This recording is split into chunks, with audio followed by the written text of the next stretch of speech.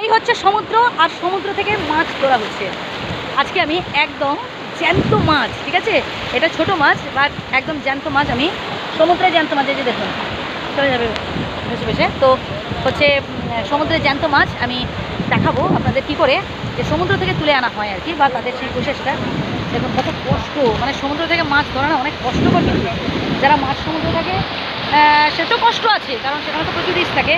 But মাছ সমুদ্র থেকে নৌকো বা ভেসেলে বা লঞ্চে করে তো মাছ নিয়ে চলে এলো, তারপর তো সেখান থেকে যে তীরে তোলা নৌকো, মানে প্রায় ওনারা 1 ঘন্টা ধরে, 1 ঘন্টা না 40-45 মিনিট ধরে এভাবে টানছেন দড়ি, আর 2-3টা দড়ি বাকি না, 2-3টা না, এটাই লাস্ট মনে হচ্ছে।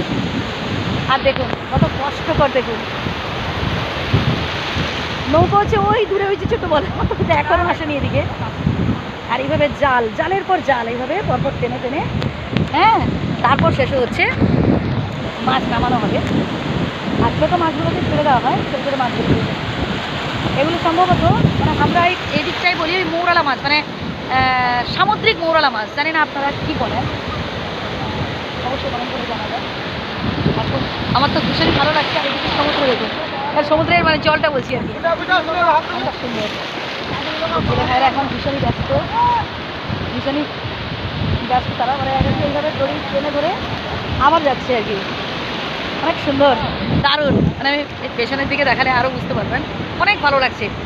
মানে আপনারা, আমি জানি আপনারা অনেকে দীঘা এসেছেন, কিন্তু অনেকেই দেখেননি যে কী করে সমুদ্র থেকে একদম নৌকো টেনে ফ্রেশ মানে টাটকা মাছ মানে কীভাবে হচ্ছে বিক্রি করা হচ্ছে, সেটা সেই প্রসেসটা আমি আপনাদের দেখাবো। আর দেখুন ওখানে অনেকে হচ্ছে মানে ছোটো ছোটো মাছ অনেকে পেপারে করে নিয়ে নিচ্ছে আর কি, মানে যারা বাইরে থেকে এসছে আর কি, তারা তাদের শীত আমি দেখাচ্ছি। তারা অনেক সব মাছগুলো এরা নেয় না, আর এই মাছগুলো দেখুন ওরা মাছ জাল থেকে ছেড়ে কেমন মাছ নিচ্ছে, দেখুন যারা বেড়াতে এসছে।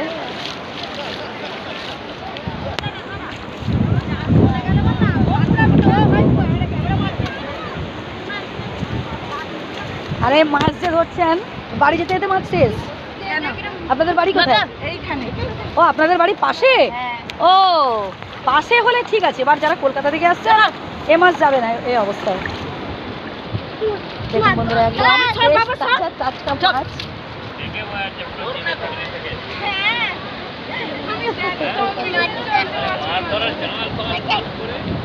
অনেক মজার, কিন্তু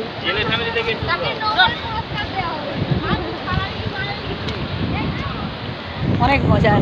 তো দেখতে পেলেন যে কীভাবে মানে হচ্ছে সমুদ্র থেকে একদম তাজা টাটকা মাছ ধরা হয়, মানে এখনও কিন্তু যে মেন মাছ আর কি, মানে এখনও সে মাছটা, মানে এইসব মাছগুলো যারা বেড়াতে এসছে, যারা স্থানীয়, আমি তো দেখালাম আপনাদের, মানে যারা দূর থেকে আসছেন তারা এই অবস্থায় মাছ নিয়ে গেলে থাকবে না, বাট স্থানীয় যারা তারা নিতে পারে, যারা কাছাকাছি বাড়ি 1/2 ঘন্টা 1 ঘন্টা থাকবে, বাট যারা কলকাতা থেকে আসছেন তো ফিরতে হয়তো 3-4-5 ঘন্টা দেরি হলো, তো ততক্ষণ থাকবে না, তাকে হচ্ছে সংরক্ষণ করে নিয়ে যেতে হবে, বরফ টরফ ঢাকিয়ে হচ্ছে নিয়ে যেতে হবে।